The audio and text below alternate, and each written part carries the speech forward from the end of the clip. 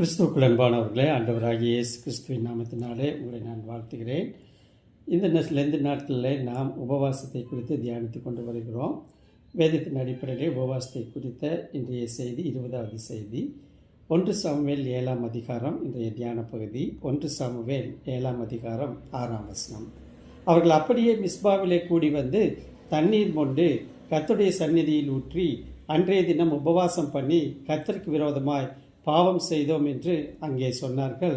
மிஸ்பாவிலே Samuel இஸ்ரவேல் புத்திரரை நியாயம் விசாரித்து கொண்டிருந்தார்.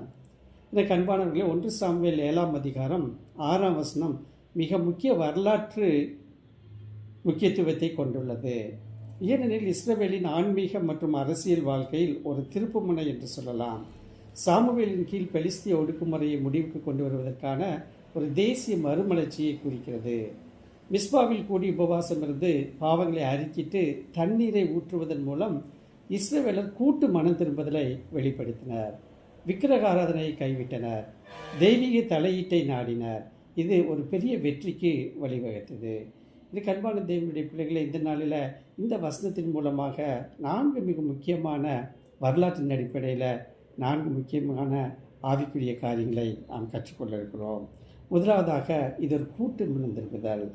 மிஸ்பாவில் நடந்த உபவாசம் நாங்கள் கர்த்தருக்கு விரோதமாக பாவம் செய்தோம் என்று மக்கள் ஒப்புக்கொண்டு தேவனிடம் திரும்புவதற்கான தேசமாக, தேவனிடம் திரும்புவதற்கான ஒரு முக்கிய நிகழ்வாக அமைந்தது.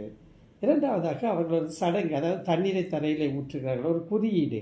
தண்ணீரை எடுத்து ஊற்றும் செயல் அவர்களின் ஆழ்ந்த மன வருத்தம், மனம் திரும்புதல் மற்றும் அவர்களின் பாவங்கள் கழுவப்பட வேண்டும் என்ற விருப்பத்தை அடையாளப்படுத்தியது. இது தேவனுக்கு முன்பாக அவர்களின் இதயங்கள் ஊற்றப்படுவதை குறிக்கிறது. மூன்றாவதாக, உருவ வழிபாட்டை கைவிடுதல். இந்த செயல் அந்நிய கடவுள்களிடமிருந்து யெகோவாவை மட்டுமே வணங்குவதற்கு முழுமையான திருப்பத்தை குறித்தது. இது அவர்களின் தேசிய மாற்றத்தை கொண்டு வர வழிவகுத்தது. நான்காவதாக, விடுதலைக்கு முன்னோடி.